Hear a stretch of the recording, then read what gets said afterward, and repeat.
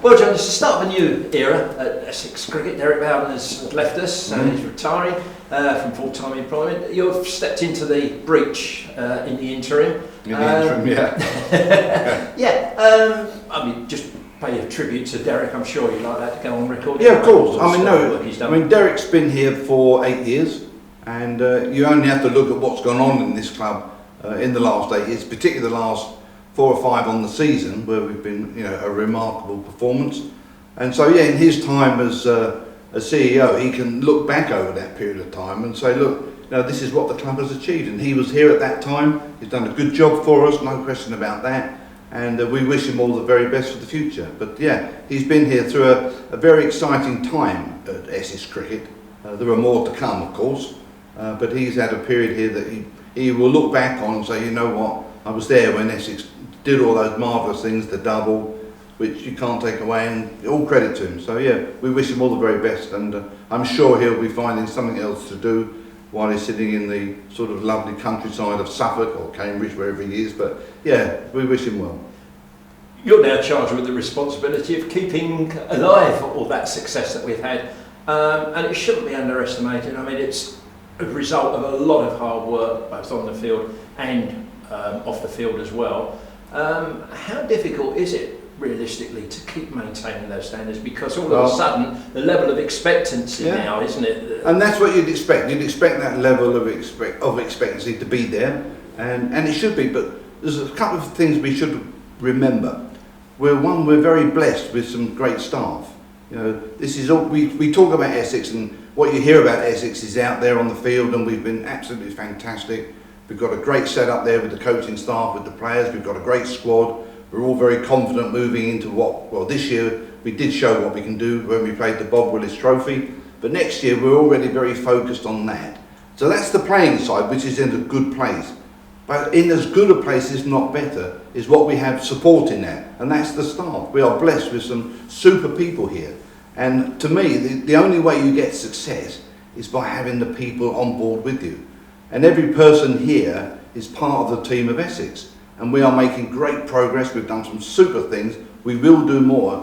And that's what comes when you have a united club. The people are united. Everybody here is hungry for success. And when we have those great days, we all join in and enjoy it. And we also feel the pain on the bad days. But what we have got is just a structure here that is super. We've got the best people we could ever hope for. And we're going to keep those people, because the last thing you want to do is to let these people move on. I want Essex to be the place that people want to come and work.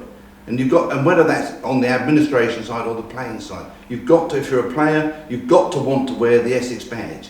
If you haven't got that passion in you and you really feel that, then you're really not the guy for us. We want you. It's got to be there. It's got to be part of your DNA. I want to play for Essex. And the same with the staff. I want people to say, if I'm going to work in the sporting industry, I'd love to go and work at Essex. And that's what we want. And I think people have got that. The staff that are here, I think we have a great setup. We'll make it even better, because all the time you're looking to do things that can make the place a better place to be. And people enjoy themselves. They enjoy coming to work. And if you get that combination, then you can do great things. And I use the term, and not lightly, but it's true, suddenly the impossible can become possible. Yeah. And that's what you go forward with all the time.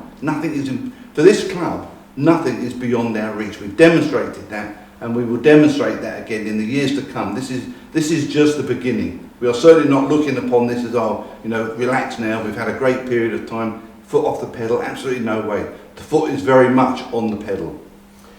I know you were a very strong voice as chairman of the cricket committee, general committee as well, talking about the proposed ground development plan, and quite early on you thought it was not the opportune time to do it, and with hindsight, what a great decision that's proved to be, because we could have been in serious trouble. We would have been in serious trouble financially. But I guess that there are plans still on the books, aren't there, when the economic time is right for it. One thing, unfortunately, fans won't have seen is the wonderful new floodlights that we've got here. They haven't had the opportunity to see them yet. But that's the start, isn't it? That's the first of a number of things, I guess, John. Actually, we have not changed our views on what we need to do here, all right? we recognise that the ground needs developing. It is not, it's not to the standard that any of us want. And we have got some great ideas that are there ready to go. But of course, the world has changed. We've just this week done a presentation to the ECB in terms of where we are as a county, what we're doing on the recreational side and the professional side. But we also delivered to them a presentation of what our plans are and the help we need to turn this ground or take it up to the next notch, which we will do. So yes, that we have not changed our mind at all on what we want to do, but we're also very sensible in terms of the finances. When we stopped the previous development, if we'd actually gone ahead with that, we would have inherited something like a 5 or 6 million debt. Now, when you stop and think that we're a 6 million turnover business, to be trying to handle a 6 million debt would have been a nightmare. And looking back now, what's happened in the last 2 or 3 years, we would have been in serious trouble. You could actually say, would the club have still been here if we'd inherited that kind of debt? I think it wouldn't have been, and we took the very right decision. But that's not a decision to say that we don't want to develop the ground, but it has to be a realistic improvement. There's absolutely no point in the current climate in sort of doing things which are beyond what you actually need here. Yes, we'd all like super stadiums and whatever, but one, we haven't got the finances, but you have to do what's right for this ground. And the important thing here, and I think for our members and everybody associated with the club, you still want this to be a cricket ground. So you don't want some ugly looking stadium here. What you want is a top-notch, non-test match ground. And that is the legacy. Now, we will get there. It's not come as quickly as I would have liked, but there are reasons for that. But that's not because we've lost the drive or the wish to do it, because we will do it. But it's just not in the time frame that I would have liked originally. But don't let anybody think that this is, it's the end of the road. We're not doing it. We are very much doing it. We put it on the table again with the ECB this week. They know exactly what I'm looking for in terms of support and help. They are very positive. They want to see something happen here. They recognise what we've done and what we've done for cricket. And that's the important bit. So what we've done for cricket. But once again, not only the professional game. When you talk about Essex, you must remember that we are a very big club in terms of the region that we look after. We are a very powerful club on the recreational side. And when you put that together with the professional game and the way we also contribute to the community, because we are very community minded as well, that is a great little jigsaw that when it comes together gives a very powerful sort of impression of what Essex is really, what we stand for and what it's all about. So yeah. At the moment, obviously, COVID is on everybody's mind, and rightly so, and everything that you mentioned, is all of lesser significance than obviously the COVID is. But hopefully, there is talk as we're chatting here now of vaccines coming in, and I'm sure that will ease everybody's concerns a little. The priority for Essex fans, apart from the COVID situation and the easing of that, is to actually come back to the ground and watch some cricket. There has been planning, obviously, for next season. We're talking about the conference. But what are your views on the conference? And bear in mind, I think we should emphasise it is, at the moment, just for one season. Yeah, that's right. The vote that the chairman took just recently, was for a conference system of next year. And I think in terms of where we are and what we know at the moment, that is probably the right thing to do. We have another meeting coming up very shortly with the chairman of all the counties, talking about going forward into 2022. There is quite a strong push to go back, to go back to the old two divisions. And there was we actually floated the idea because we discussed it in quite depth, and we will be doing so again this coming week, about the single division. Is there a place for that in cricket? There's quite a strong support within Essex for the single division, and I can see the benefits of a one division. Unfortunately, amongst my other colleagues in the game, there's very little flavour. It's not really ticking many boxes with the other counties. And if I'm honest with you, I don't think it will go back to the single division, which in many ways I think is a shame. But what we will do, and we have to commit, and I've committed to the ECB, whatever the majority is, then we'll get in there and support it. It's a bit like the Bob Willis Trophy this past summer. When we put our vote in, we were not in favour of that. We voted actually in favour of a white ball competition, but because of what playing in the Bob Willis would have entailed. But when the majority vote went for the Bob Willis, we got in there and we supported it. And I said right from the very beginning, have no fear. Whatever competition is agreed to be, the format for 2020, we would give it our best shot. And in true Essex style, we entered into the Bob Willis Trophy and we won it. And all credit to us, because we played some great cricket. Once again, we came through that competition. We showed, what this club is all about, and we delivered on the day again. Another close game with Somerset, but we just showed what this club, what the badge and the name of Essex really means to people when they switch on and watch cricket. And if it's Essex involved, you're going to see some entertainment and a good game of cricket. And that's what we deliver, and that's the business we're in. We are in the entertainment business. We have to bring pleasure and satisfaction to people. And my ambition is to see us become an even bigger entertainer. And we're very, very good right now, but we can still get better. And that's the driving force, because we want to be, we want to demonstrate that, we aren't a sort of a few years wonder team. No, we're in it for the long haul. And we want to be recognised as one of the leading, and we are recognised as one of the top counties. Make no mistake about that. When I talk to other chairmen around the counties, everybody kind of has this fear factor about, you never quite know with Essex. They never give up. You think you've got them on the back foot, they just never give up. And it's the old phrase when one or two people said to me, whatever it is you smoke down in Essex, we'd like a puff of it up here, because you achieve the unbelievable. And we do. Yeah, we do.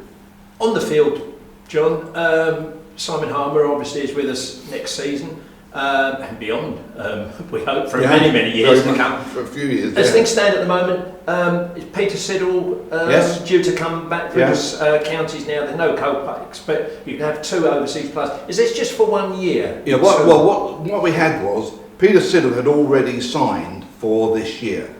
And I think in the latest agreement with the PCA, the players, and the PCA have agreed that there will be no more signing at the moment on the overseas players as a restriction.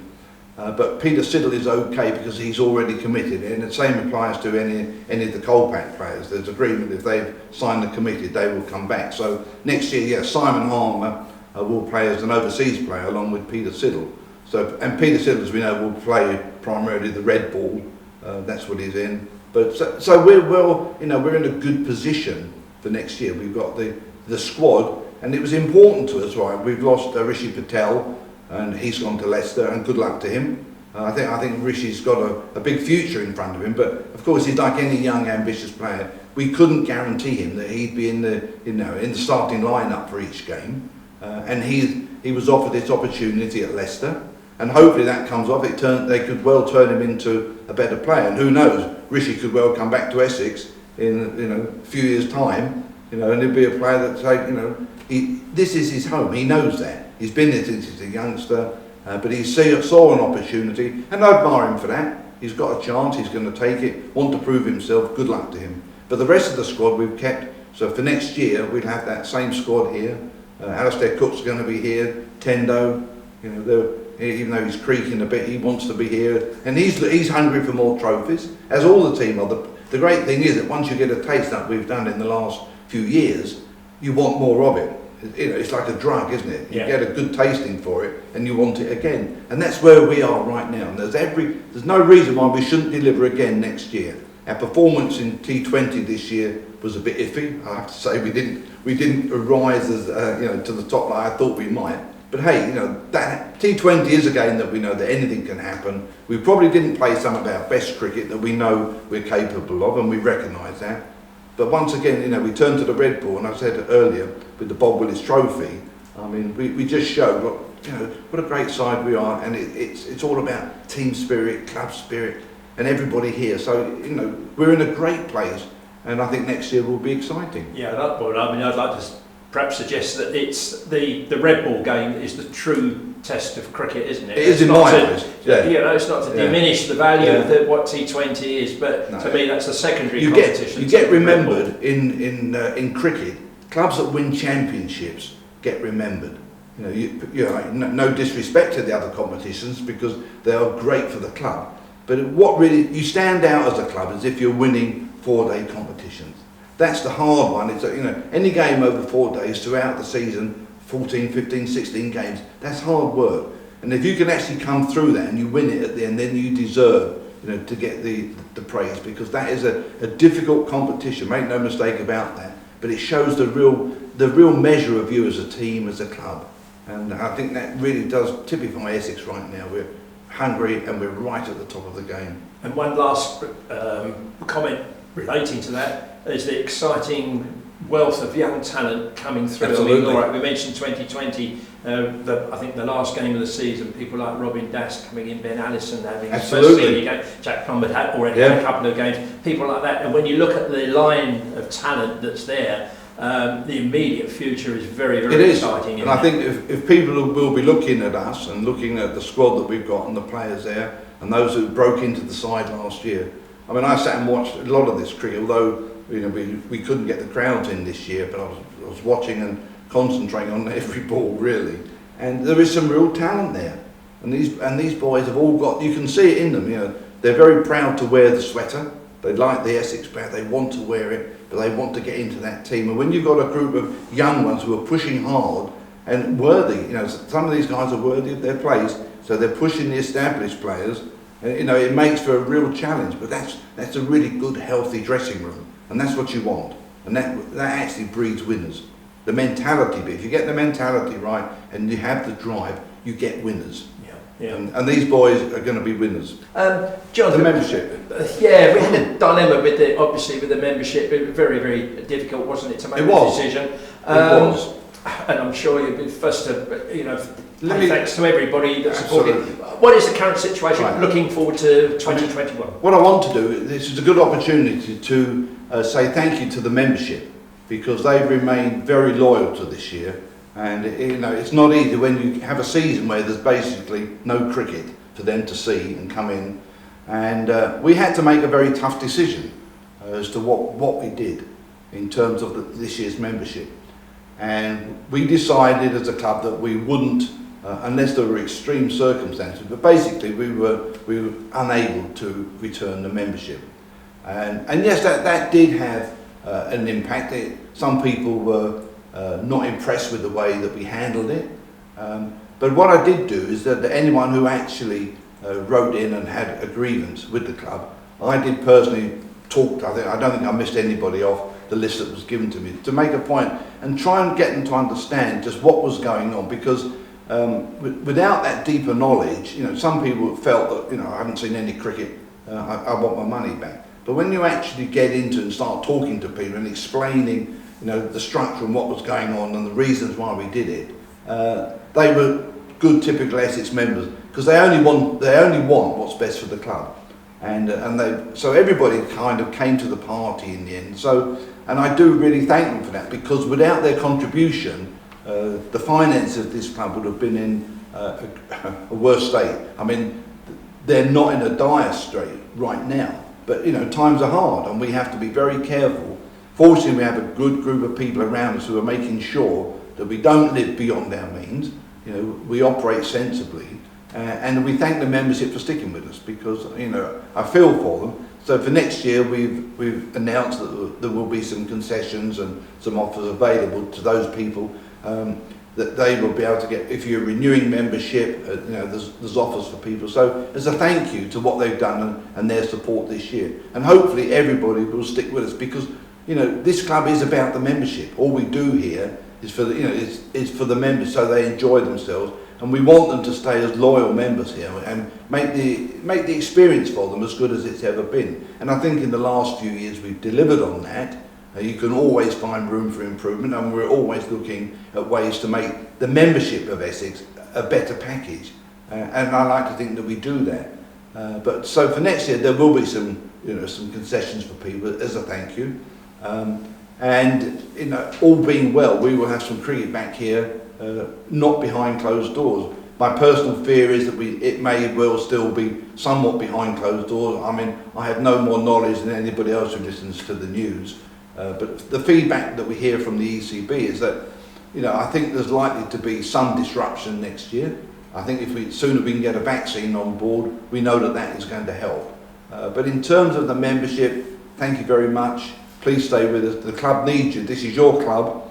You know, we want them to stay with us, you know, and we will do our best to deliver the best cricket we can for them again next year. Yeah, because hopefully there will be the opportunity to watch 3 different competitions, won't there? Of course, yes. We have the Conference, the Vitality Blast, and the One Day Cup That's is on the right. schedule, isn't it? All of those are on schedule for next year, as of course, although it doesn't directly affect us, but the 100 competition. And it's competitions like that are so important to the future finances of the game. I mean, it's always a hard pill. When we announced the 100 competition, there was a lot of people had strong views about whether they wanted that or not, and I understand that, you know, perfectly. I mean, I am a believer that, you know, people like to support their clubs, and I don't want to get dragged into what's happening about the 100. The 100 competition is here. It will generate some income, which is important. You know, the Sky contract which the ECB negotiated was a super contract for cricket, and so we all have a duty to kind of make the 100 work to the best that we can. But in parallel with that, my personal drive is to make sure that we continue to deliver here. So in all of those competitions, we will be going out again to win all 3 of them. You know, that's just our way, and you know, nothing will change there. We want to do that for everybody associated with the club. We want to win the competitions. You know, it's good for cricket, it's good for us, it's good for the Essex profile. But it's good that people then want to become associated with us, because this is the place to come and watch and be entertained and see some great cricket. So we're very focused on that we get it right for the membership next year. So, and we're looking to do, you know, we're doing some groundwork this year with the new toilet block under the scoreboard. That's all been completely redone. Hopefully for the games next year, people will be able to see the lights on, because they are pretty spectacular, and it'll be just wonderful to get back to those evenings under floodlights here. And fingers are crossed that, you know, we are going to deliver that. So perhaps the overall message to the members is thank you for your loyalty, stay loyal, and once we are able to open the ground, as it will be at some stage, I'm sure, they'll feel the benefits. They will, of being parcel of a very successful club. They will, and they have the commitment from me. We will continue with the member forums. I think that they've been well received, and we'll keep those going through the winter. I think it's one thing I have learned from this is that it's good to stay in touch with people on a regular basis. You know, they don't want to be talking to us every week, they don't want a forum, but, you know, regular forums throughout the winter just to keep people aware. And I've made that commitment that, you know, whatever we now do going forward in terms of taking membership money, etc., we will make sure that the membership is informed in advance. You know, it's important to me that we do communicate with them, and I think last year, when we've had in 2019 and before that, we've introduced forum during the season. We try and have 3 or 4 during the season at lunchtimes at the end of play. That will still happen next year. You know, the plan is we keep those going. It's a good opportunity for the members to, you know, to speak to the staff at the club and to, you know, to see what's going on. But also around the ground, I like to make a point when I'm here of making myself available to the membership. You know, I think it's important that they see me around, and you know, and I'm open to questions and talking with everybody. It's just I want them to feel part of this club, and you know, they can always come and ask questions. We're open at all times, you know, to answer any questions people may have. So hopefully the membership start to feel that, because we are going to keep that going and a bit more when we get going again next season. But we'll keep those forums going this winter.